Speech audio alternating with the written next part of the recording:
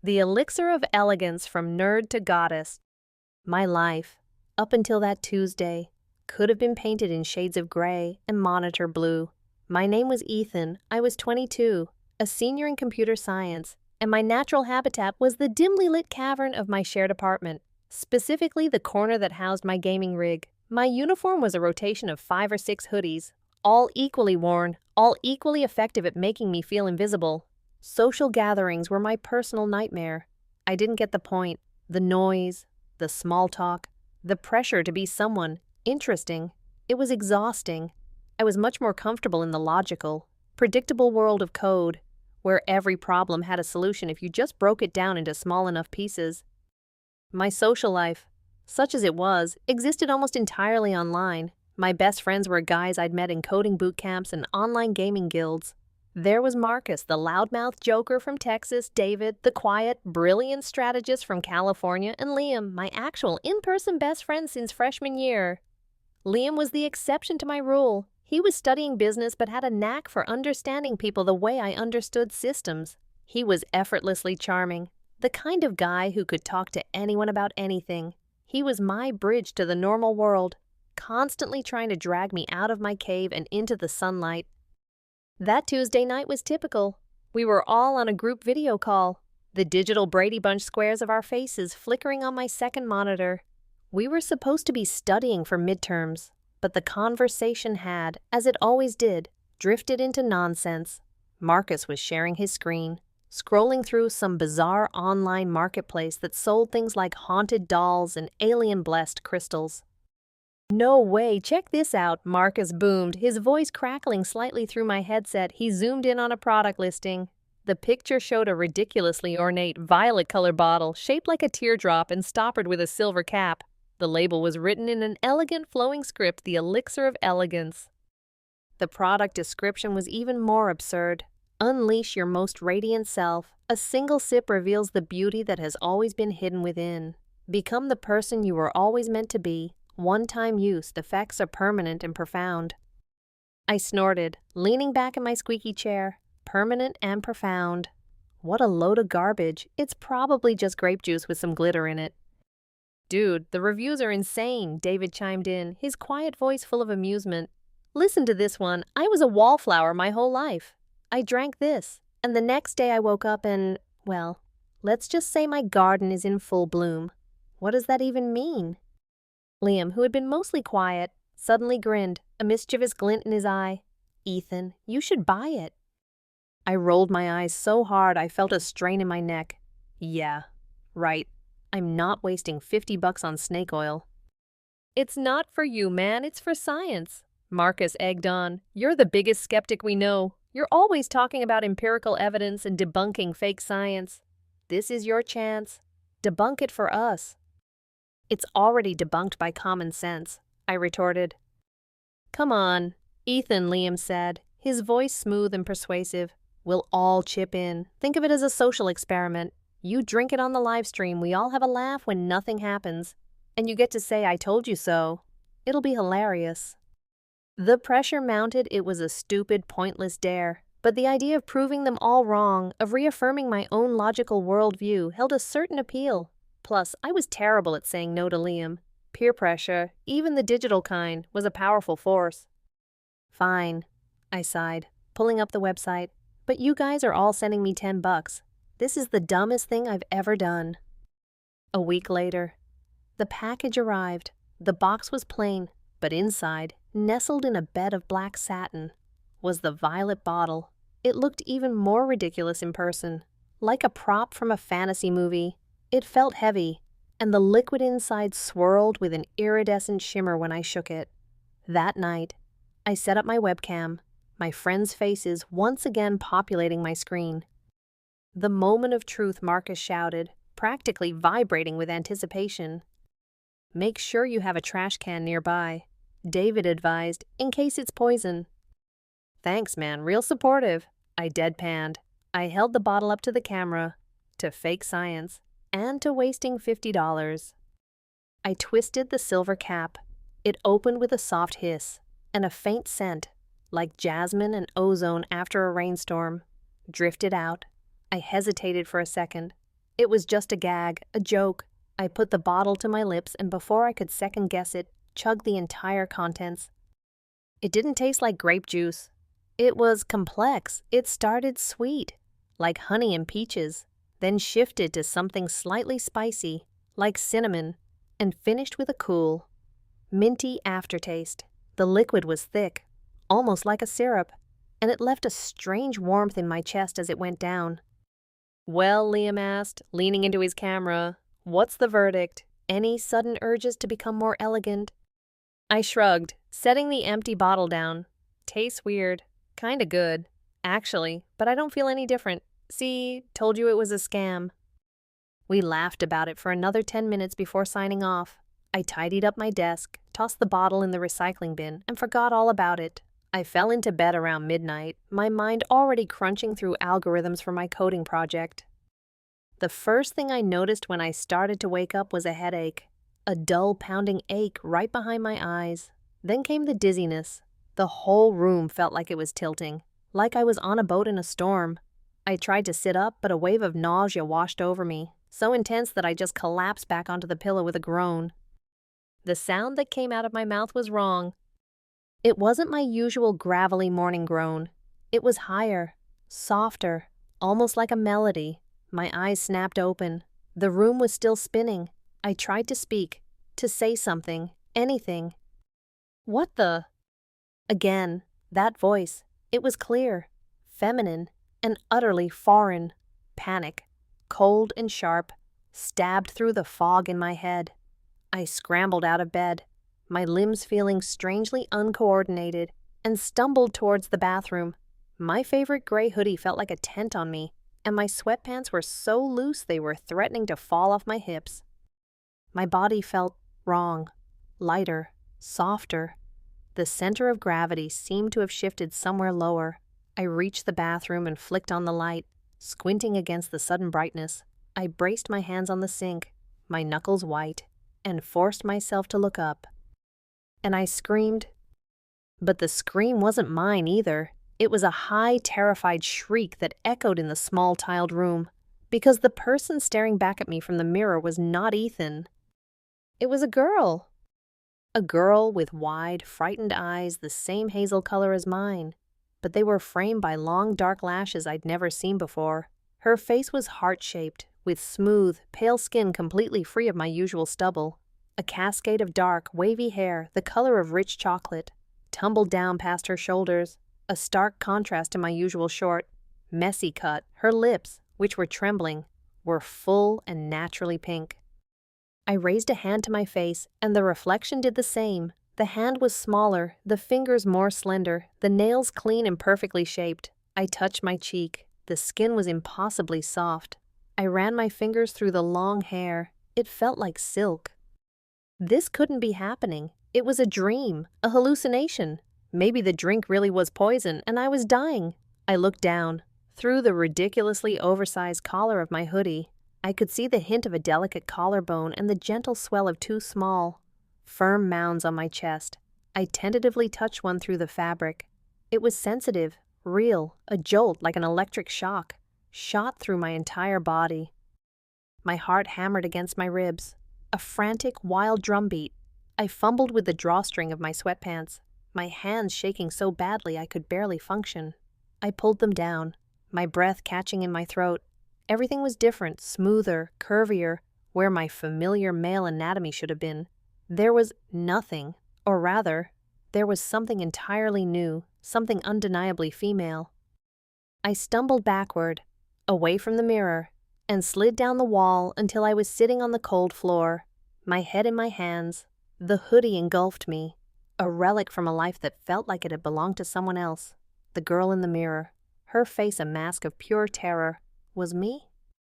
That stupid $50 bottle of snake oil wasn't a joke. It was real, and it had turned me into a stranger. The first hour was a blur of pure, animal panic. I paced the small apartment, my new longer legs feeling clumsy and foreign. I kept tripping over my own feet. I searched my laptop, my fingers fumbling on the keyboard. My typing speed, usually lightning fast, was reduced to a clumsy hunt and peck. I typed in elixir of elegance, potion that changes you, forced gender transformation, and a dozen other desperate combinations. Nothing. The online store where I'd bought the elixir was gone. The domain name was inactive. It was like it had never existed. There were no articles, no forum posts, no one else screaming into the digital void about waking up in the wrong body. It was just me, alone. My reflection was a constant, mocking presence. I'd catch a glimpse of myself in the dark screen of the TV or the glass of the microwave and flinch, my heart seizing every time. It was a visceral, gut-deep rejection of what I was seeing. That girl with her delicate features and frightened eyes could not be me. I was Ethan. I was 6'1", all sharp angles and awkward limbs. I had a jawline that was just starting to get some definition and a perpetually messy mop of brown hair. This person was maybe 5'8", graceful even in her panic, and possessed a shocking, ethereal kind of beauty. Eventually, the adrenaline gave way to a hollow, ringing exhaustion. I ended up in the shower, hoping the hot water might somehow shock my system back to normal, but it only heightened the sense of terrifying discovery. The water cascaded over skin that felt too sensitive, tracing the lines of a body that was a complete mystery. My hips had a gentle outward curve, my waist tapered inwards. My hands, when I used them to lather soap, looked like they belonged to an artist or a musician, not a coder. I spent what felt like an eternity just staring at them, turning them over and over. When I stepped out of the shower, I was faced with a new problem: my clothes.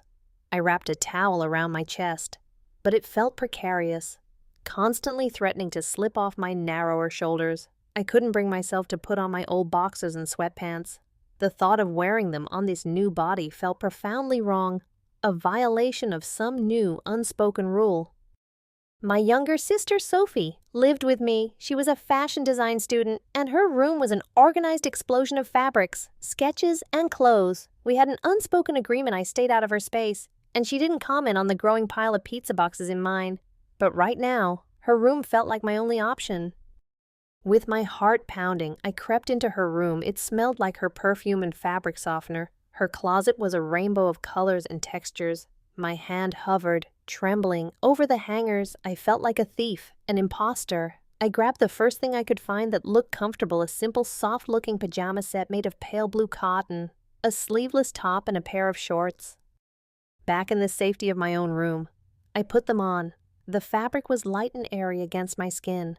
The shorts settled comfortably on my hips, and the top draped over my chest in a way that was fitting. It felt 1,000 times more right than my own baggy hoodie had. I looked in the mirror again.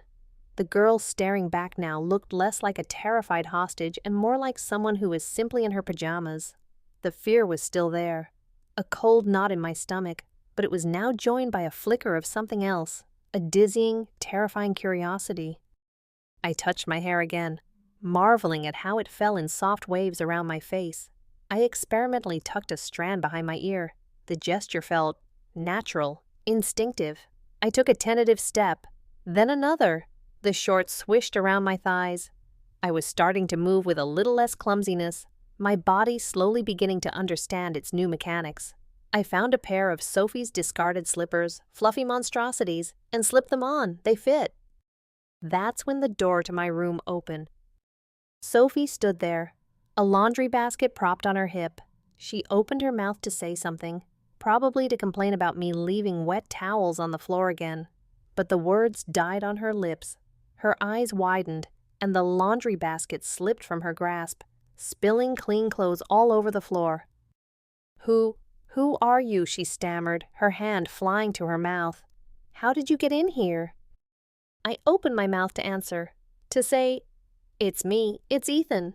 But the voice that came out was that soft, feminine soprano, Sophie. Her face went pale. The recognition in her eyes was warring with utter disbelief. She took a hesitant step into the room, her gaze sweeping over me, from the long hair to the blue pajamas to the fluffy slippers. "Ethan," she whispered, the name sounding like a question and an accusation all at once.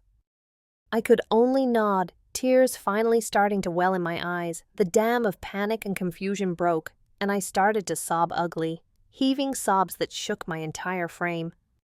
Sophie, to her infinite credit, didn't scream or run away. After a moment of stunned paralysis, she rushed forward and wrapped her arms around me. It was a strange, awkward hug. I was shorter than her now, and my body was soft where it used to be bony. "Okay," she said, her voice shaking slightly as she held me. "Okay, just breathe. You have to tell me what happened, everything." And so I did. I told her everything. The words tumbling out between sobs, the dare, the live stream, the stupid violet bottle, waking up this morning. She listened patiently, her expression shifting from shock to bewilderment to a strange, focused intensity that I recognized as her design problem face. When I was finished, she was quiet for a long time. She walked around me, looking at me from all angles, not like a sister looking at her brother, but like an artist studying a sculpture. "Your bone structure is amazing," she said finally, completely out of the blue. I stared at her. "Sophie, did you not hear anything I just said? I've been turned into a girl. My life is over." "It's not over. It's just different," she said, her practical nature taking over. "And we can't fix it by freaking out. Panicking is not a strategy. Right now, we need information." She tilted my chin up, studying my face. "We need to see what we're really working with." Before I could protest, she had steered me into her room and sat me down at her vanity table, which was covered in a dizzying array of brushes, palettes, and bottles. "What are you doing?" I asked, my voice trembling.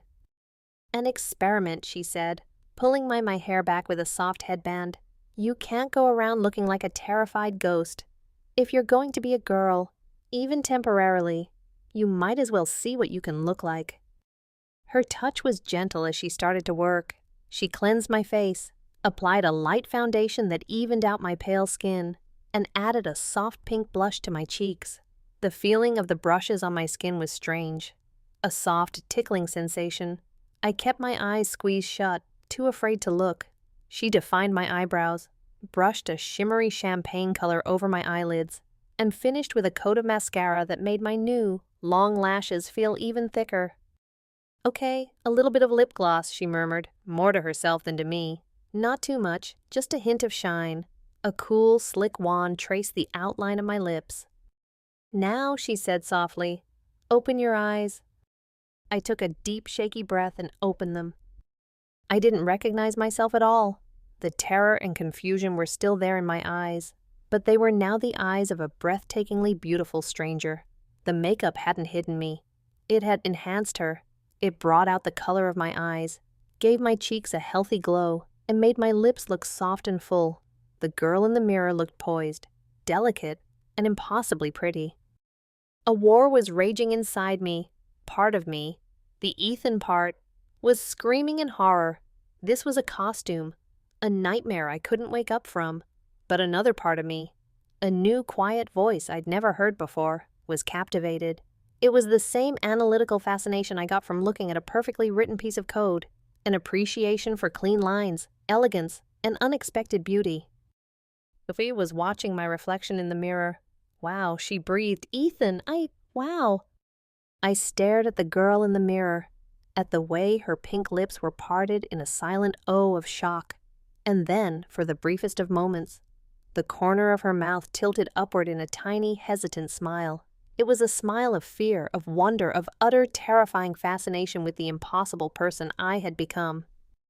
"You can't stay locked in here forever," Sophie announced 2 days later. She found me on my bed, buried under a duvet, endlessly scrolling through my phone, looking for answers that didn't exist. My old life felt a million miles away.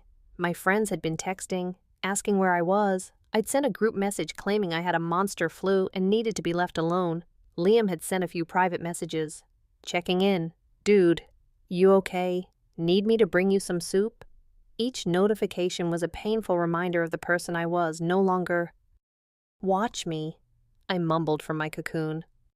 Sophie yanked the duvet off me. I was wearing another one of her pajama sets, this one with little cartoon cats on it. "No, we're going out. We need to see how this works in the real world." "How this works," I squeaked, gesturing to my entire body. "I am not an it, Sophie, and no, absolutely not. People will stare. Someone might recognize me." Recognize who, she countered. her hands on her hips. Ethan, look in the mirror. Ethan is gone. Right now. You're just a girl nobody has ever seen before. She softened her tone. Look, we'll just go to a coffee shop a few blocks away where nobody knows us. I'll introduce you as my cousin who's visiting from out of town. Ella. How does that sound?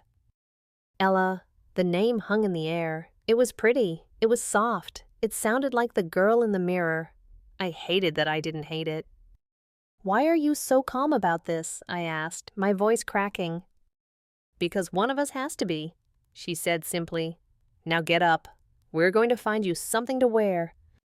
An hour later, I was a nervous wreck, standing in front of the full-length mirror while Sophie did a final inspection. She had dressed me in a simple, pastel floral sundress that ended just above my knees. It was light and airy, with thin spaghetti straps that exposed my now delicate shoulders. On my feet were a pair of simple white sandals that barely had a heel, yet I still felt like I was walking on stilts. My long dark hair was brushed out and fell in loose waves down my back, and Sophie had insisted on a touch of the makeup from before just enough to make me look fresh, as she put it. You look amazing, she said, her voice full of genuine admiration. Seriously, no one's going to be looking at you because they think you're weird. They're going to be looking at you because you're beautiful. Her words didn't offer much comfort. As we walked out of our apartment building and into the bright afternoon sun, I felt like every cell in my body was screaming. Every sensation was amplified. The gentle breeze felt like a physical touch against my bare legs and arms. The light fabric of the dress swished and danced around my knees with every step, a constant, rustling reminder of my new reality. The city smelled different not just of exhaust fumes, but of flowers from a window box, of roasted nuts from a street vendor. And Sophie was right. People looked, men, mostly. Their gazes would slide over me, a quick, appreciative once-over that made my cheeks burn. Some women would glance, their eyes cataloging my dress, my shoes, my hair, in a way I'd never experienced. As Ethan, I was invisible. My default state was to be looked through, ignored. As Ella, I was visible, hyper-visible. It was terrifying, but deep down, in a place I was too scared to acknowledge, there was a tiny shameful flicker of pride. The coffee shop was bright and airy, filled with the smell of roasted beans and baked goods. We ordered our drinks, and my new voice worked. The barista smiled at me, called me ma'am, and it was both jarring and strangely validating. We found a small table by the window. I was so focused on not spilling my latte that I didn't notice him until he was right in front of our table. No way, Sophie, what are you doing here? My blood ran cold. It was Liam, my best friend. He was smiling his easy, charming smile, his eyes crinkling at the corners. He looked exactly the same, but my world had been turned upside down. My first instinct was to duck under the table. My second was to bolt for the door, but I was frozen, my hand clutching my coffee cup so tightly my knuckles were white. Liam, hey, Sophie said, her voice a little too bright. She shot me a warning glance. I'm just here with my cousin, Ella. She's visiting for a bit. Liam's gaze shifted to me. His smile widened. Oh. Nice to meet you. Ella, I'm Liam. He was looking at me, right at me, and there was absolutely no recognition in his eyes. He wasn't seeing Ethan. He was seeing a girl, Sophie's cousin, a pretty girl. If the look on his face was any indication. Hi, I managed to squeak out, my voice barely a whisper. I felt a blush creep up my neck and spread across my cheeks. I hated it. I had never blushed in my life. Do you guys mind if I join you for a minute, he asked. Already pulling up a chair, I was just grabbing coffee before heading to the library. Ethan's still MIA with that flu, said he didn't want any visitors. The mention of my own name, my real name, felt like a punch to the gut. I just nodded, unable to form words. The conversation that followed was surreal. Liam and Sophie talked about classes, about a party happening that weekend, and Liam kept trying to include me. He'd turn to me, his eyes warm and friendly, and ask me questions. So, Ella, where are you visiting from? Portland, I lied, pulling the first city that came to mind. Oh, cool. I've always wanted to go there, he said, his smile never faltering. What do you do in Portland? I'm in school for graphic design. It was effortless.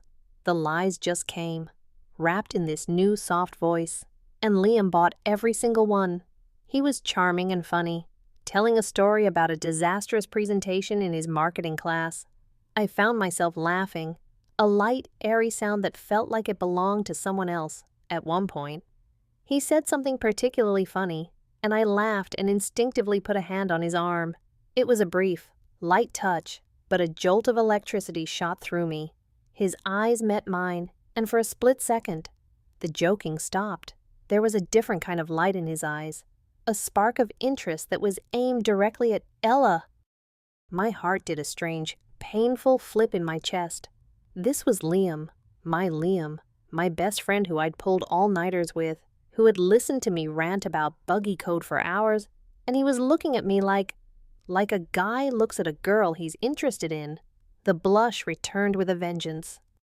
After 10 minutes that felt like a lifetime, he stood up. Well, I should probably go pretend to study. It was really nice to meet you. Ella, I hope I'll see you around before you leave. You too, I murmured, looking down at my latte. He said goodbye to Sophie and walked away. I watched him go, my mind a tangled mess of emotions. We sat in silence for a full minute after he was gone. I felt dizzy, disoriented, like I'd just stepped off a roller coaster. Sophie finally broke the silence, her voice soft. So, that happened. I couldn't answer. I just stared out the window, my heart beating a frantic, irregular rhythm against my ribs. On the walk home, Sophie was quiet, letting me process as we stepped back into the apartment, the safe, familiar space. She finally turned to me. Her expression was unreadable. "Oh," she asked, her voice gentle but direct. "Tell me the truth. How did that feel?" I sank onto the couch, the floral dress pooling around me. I thought about the fear, the panic of him seeing me, but I also thought about the thrill of being seen as beautiful. I thought about the easy flow of conversation, the way he smiled at me. I thought about the spark in his eyes and the confusing, terrifying warmth that had spread through my chest. I looked at my sister, my anchor in this insane new world. "I don't know," I said, and it was the most honest thing I'd ever said in my life. I don't know, but for a few minutes there, I think I felt more alive than I ever have before. The days that followed were a tightrope walk over a canyon of identity. I was living a double life within my own mind. The Ethan part of me was receding, like a radio station fading into static. The Ella part was getting stronger, louder, more insistent. I started a journal. It was Sophie's idea. "Write down everything you remember about being Ethan," she'd said. "Don't let him disappear." So I tried. I sat down each night, intending to write about my favorite coding languages, about the time Liam and I almost set the dorm kitchen on fire trying to make grilled cheese, about the quiet satisfaction of solving a complex problem.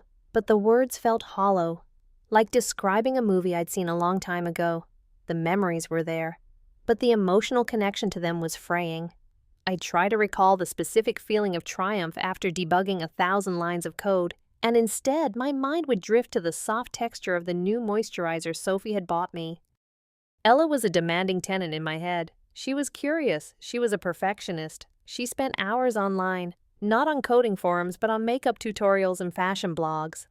She learned how to do a simple, elegant eyeliner wing. I learned the difference between a balm and a gloss. I discovered that she had a knack for it. The steady hand I'd used for soldering circuit boards was surprisingly good at applying lipstick. The gestures came without thinking now. I'd cross my legs when I sat down. I'd tuck my hair behind my ear when I was concentrating. I'd find myself walking with a subtle sway in my hips that I didn't consciously create. My voice lost its last traces of hesitation. The soft melodic tones felt like my own. I was no longer performing as Ella. I was simply being. And then there was Liam. He had gotten Ella's number from Sophie. The text started casually. "Hey, it was great meeting you the other day. And Sophie mentioned you like old sci-fi movies. You should check this one out." I'd stare at the messages for hours, my stomach twisting itself into knots. Ethan wanted to text back. "Dude, it's me, stop this." But Ella's fingers would type out a polite, friendly response. The conversations were easy, flowing. We talked about movies, books, music. It was frighteningly similar to the conversations I used to have with him as Ethan. But now there was a new undercurrent, a low hum of flirtation that was both thrilling and nauseating. He asked me out, not in a big, dramatic way. Just a simple text. "There's a food truck festival in the park this Saturday. Wanna go?" Sophie convinced me to say yes. What's the harm, she'd argued. You're just two people getting to know each other. But it wasn't that simple. The harm was that I was falling into a lie that felt more real than the truth. The harm was that when I was with Liam as Ella, I felt a kind of happiness, a vibrant, sparkling joy that Ethan, with his hoodies and his social anxiety, had never known. The date was both a dream and a nightmare. I wore Sophie's jeans, which fit me perfectly, and a simple white blouse. I felt more like myself, or at least a version of myself I could almost believe in. Liam was his usual charming self. He made me laugh so hard I had to clutch my stomach. He bought us tacos from a truck and we sat on the grass, our shoulders occasionally brushing. Every point of contact felt like a small electric shock. He listened intently when I talked. His eyes focused on me in a way that made me feel like I was the only person in the world. He didn't see a lie. He saw a girl named Ella, and he really seemed to like her.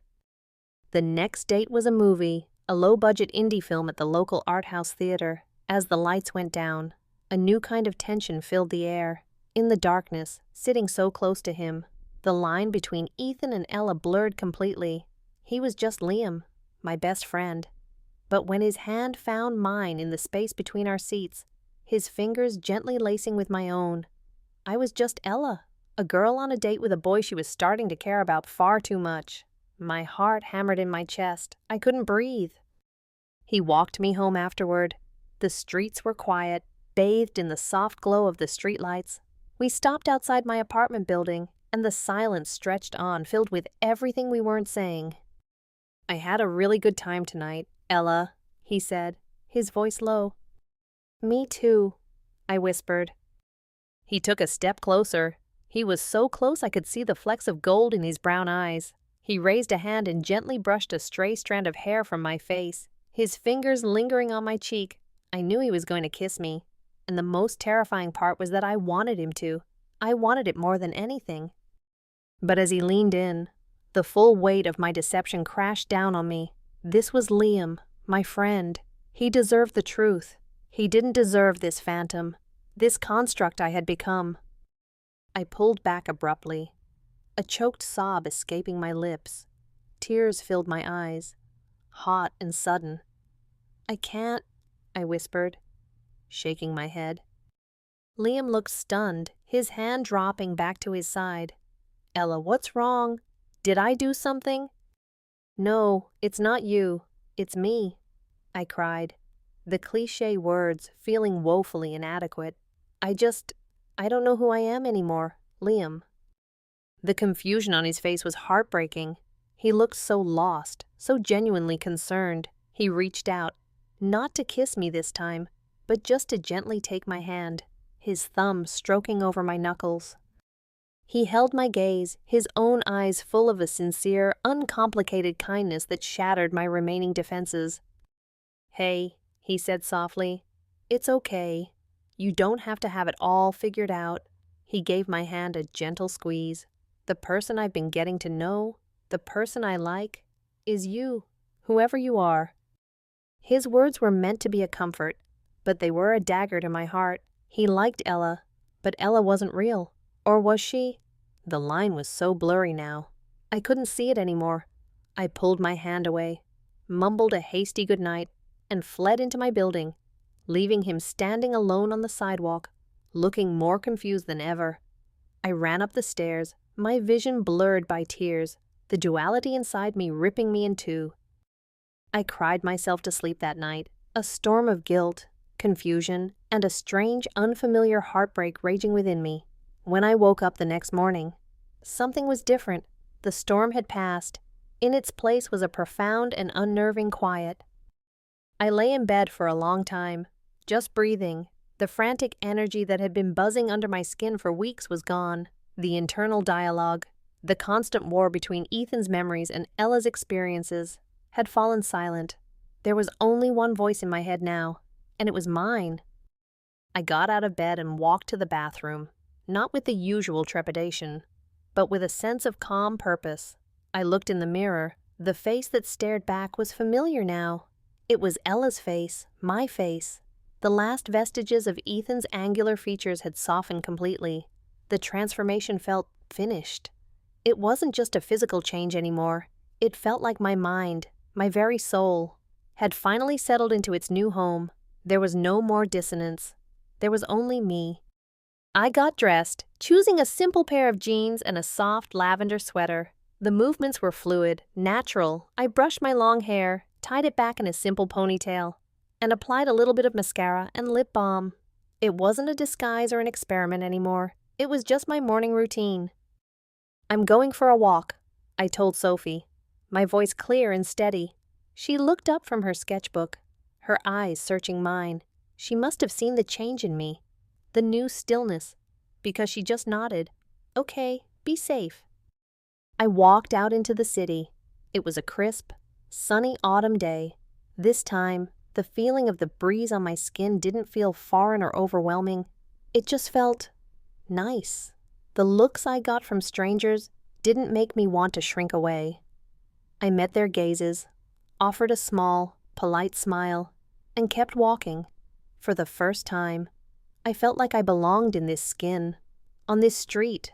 I wasn't an imposter. I was just a young woman walking through her city.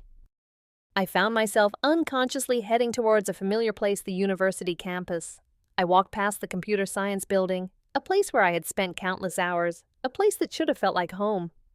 I looked at the students milling around, their faces a mixture of stress and youthful energy.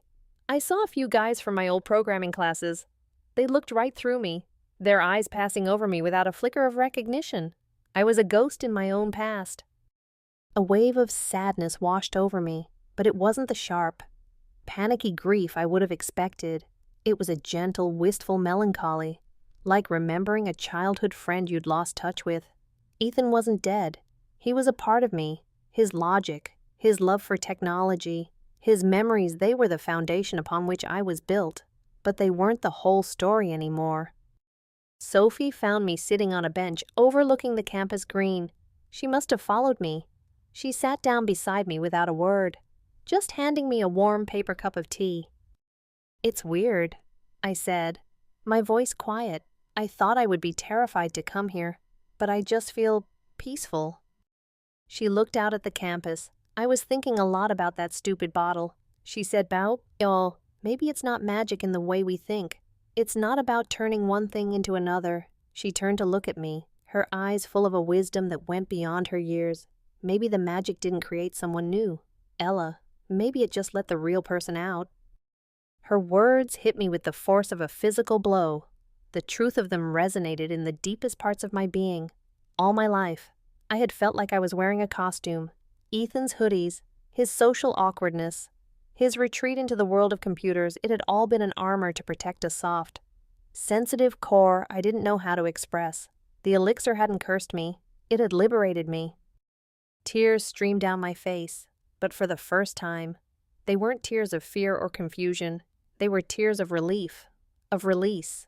I was crying for the lonely boy I had been, and for the woman I was finally, fully becoming.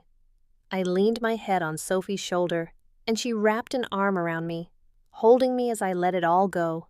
I was Ella, and I had never been happier in my entire life. Later that day, as the sun began to set, casting a warm, golden glow over the city, there was a knock on our apartment door. It was Liam. My heart didn't panic this time. It just beat a little faster. He looked nervous, twisting a small box in his hands. "Hey," he said, "can I come in?" I led him to the living room. He didn't sit down. He just stood in front of me, his expression earnest and a little bit pained. "Look, Ella," he started, "about last night, I'm sorry if I pushed you or made you uncomfortable. That wasn't my intention. I really like you, but I get that you have stuff you're working through, and I don't want to be another complication." He opened the small box. Inside, resting on a bed of velvet, was a simple, delicate silver necklace with a small, elegant E-charm. "I got you this," he said, his voice soft. Before you ran off, I just wanted you to have it, as a reminder." He looked me straight in the eye, his gaze unwavering. For the real you, whoever that turns out to be. My breath caught in my throat. He still didn't know the whole, impossible truth. But in that moment, it didn't matter. He saw me. He saw the person I was right now, with all my confusion and uncertainty. And he accepted it. He accepted me. I took the box from his hands, my fingers brushing his. "Liam," I said, my voice thick with emotion, "thank you." I turned around and lifted my hair, and with slightly trembling fingers, he fastened the necklace around my neck. The cool metal felt like a promise against my warm skin. When I turned back to face him, the space between us was gone. He slowly, gently, cupped my face in his hands, his thumbs stroking my cheeks. This time, when he leaned in to kiss me, I didn't pull away. I met him halfway. The kiss was soft, tender, and full of a quiet understanding that went beyond words. It wasn't a kiss of deception or confusion. It was a kiss of acceptance. It was the beginning of something new, something real. As we stood there, bathed in the light of the setting sun, I held his hands, my new identity cemented not by magic, but by a simple, profound act of love. I was Ella, and I was finally home. 1 year later, I was sitting in front of my ring light, the camera on my laptop recording. My apartment was my sanctuary, a space that was uniquely me. One wall was lined with bookshelves filled with novels and technical manuals.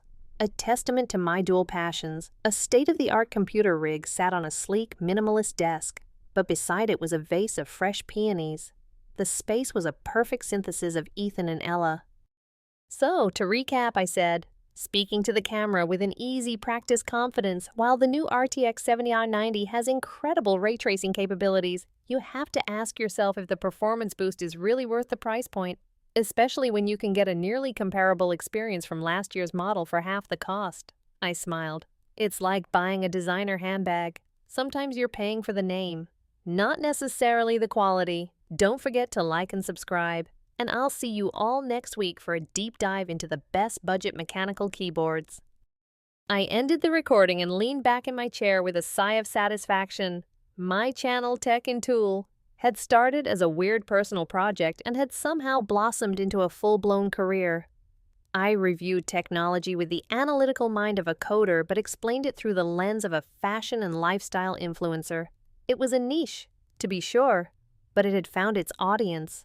I had managed to fuse the two halves of my life, the logical mind of Ethan and the creative, empathetic soul of Ella, into a single, whole person. Sophie was a successful junior designer for a local fashion house, and we were still inseparable.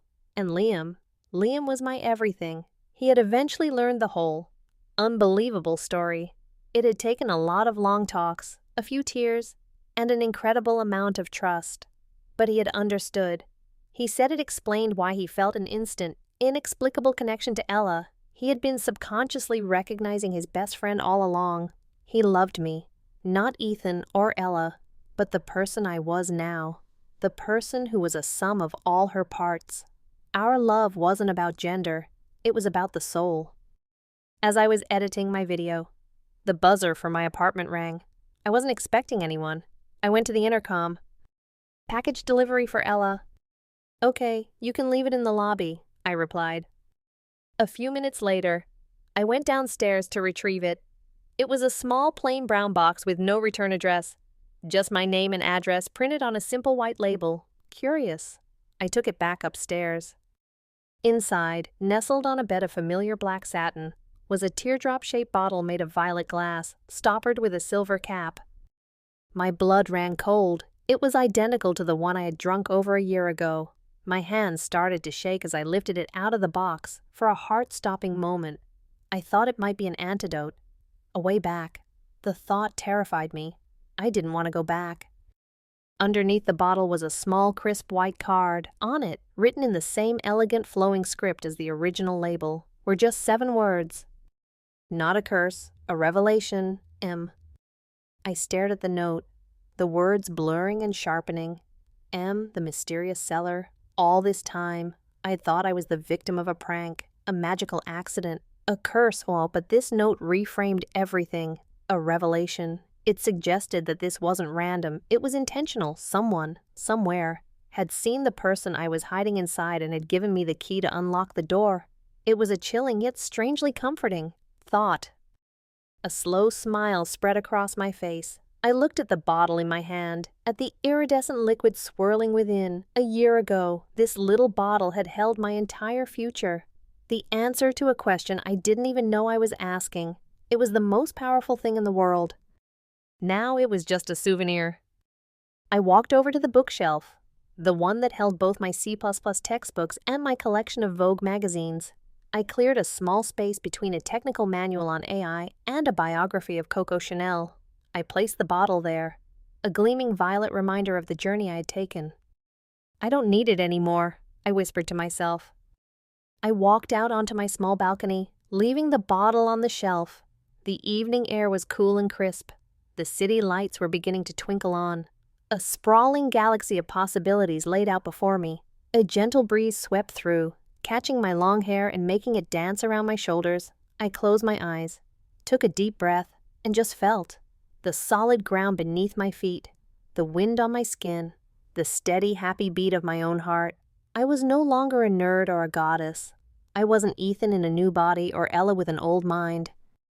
I was just me, confident, whole, and finally, completely free.